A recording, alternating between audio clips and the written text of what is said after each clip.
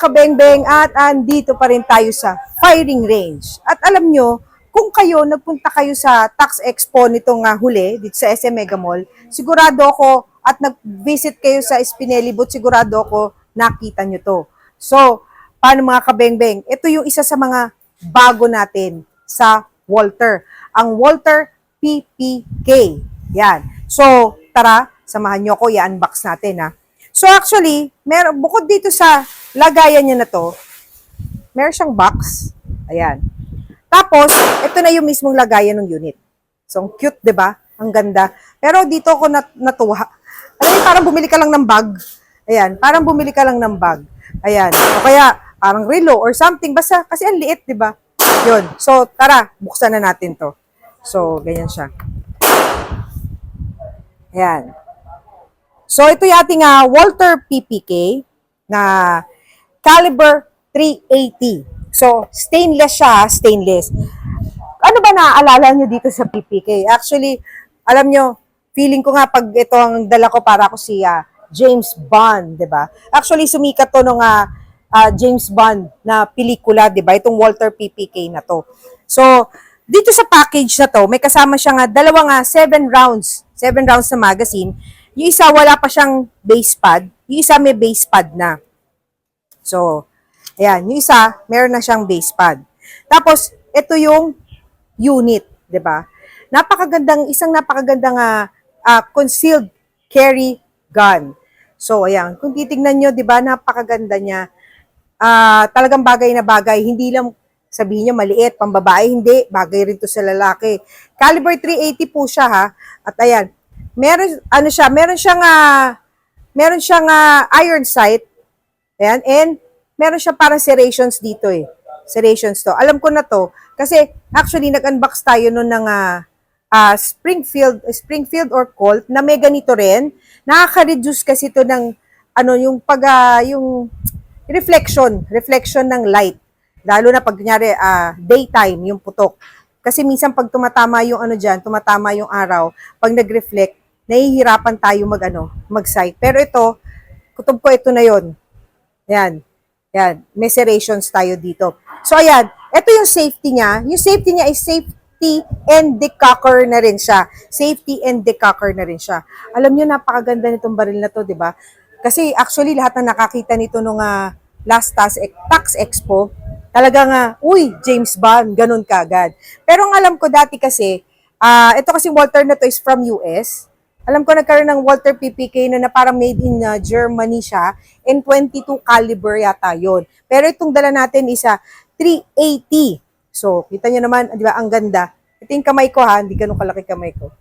So, lampas pa, wala siyang isang dangkal, ganun lang siya kaliit. So, ayun.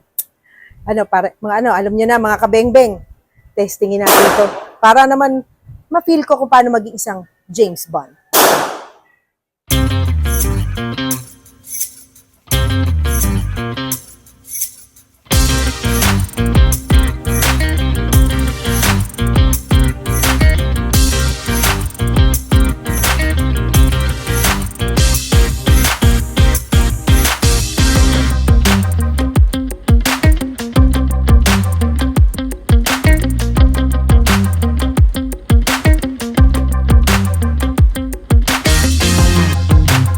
Alam nyo mga kabengbeng, napakasarap niyang hawakan kasi magaang lang siya. Para ka lang may hawak na baril. Yan, stainless po siya, stainless. Ay, para ka may hawak na baril. Para ka may hawak na toy gun. Ano ba yan? Sobra. Ang init kasi. Ayan. Kumbaga, ang ganda talagang concealed carry nito. So, ayan. Makikita nyo naman, di ba? Ito yung tipong I'm Bond, James Bond. O, di ba? Kaya, ang ganda niya. Actually, hindi lang pang collectors to eh. Pero sigurado ako yung mga collectors magugustuhan to. Pang everyday din, pang concealed carry. So tara, testingin natin. Ito pa pala, teka, bago natin i-loadan. Ito yung serrations niya sa likod. Para easy gripping natin sa Actually, minsan, ito yung nagiging problema ng iba, kaya ayaw din na maliit. Nahihirapan daw silang ikasa. Yan, meron siya serrations dito. So tara, testingin na natin.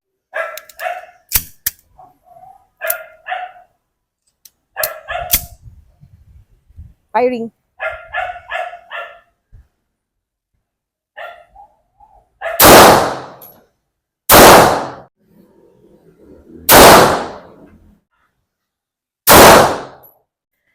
Alam nyo mga kabengbeng, pag pumuputok siya, hindi siya ganun kalakas yung palaga. Tapos, ano siya yung, sa magaang lang, magalang, madali lang siyang gamitin. Tapos, yung grip niya kasi sakto rin sa kamay. So, kasi siguro kahit medyo malaki ang kamay sa akin, sasakto pa rin. Maganda yung grip niya. So, kaya pala maraming nagkakagusto dito. Ang daming natutuwa dito at nai-in love yon. So, okay siya. Masarap iputok. So, galing.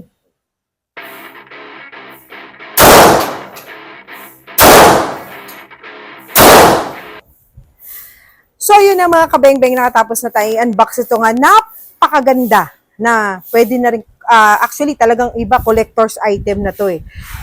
Ito nga, Walther PPK na 380 caliber. So, napakaganda niya. Ang sarap niya iputok. Ang cute. Yun lang masasabi ko, ang cute niya. Basta hindi, pero maganda talaga siya. Hindi siya ganun kapalag. Tapos madali siyang hawakan. Sa kasa naman, okay naman siya. Kasi meron naman siya serrations dito. So, madali siyang ikasa. Tapos yun nga, kaya pala maraming nagkagusto nito nung Tax Expo. Talagang pagkakita kagad.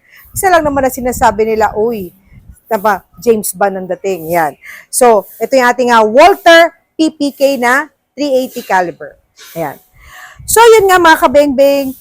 Thank you po sa lahat na sumamat nanood ng aking video ngayon. At sa mga nanonood po na hindi pa po naka-like and follow sa aking page, please do like and follow Kabengbeng Abi Facebook page. At meron din po akong YouTube channel ang Kabengbeng Abi. At syempre, wag nyo rin pong kalimutang i-like and follow ang Espineli Trading Facebook page.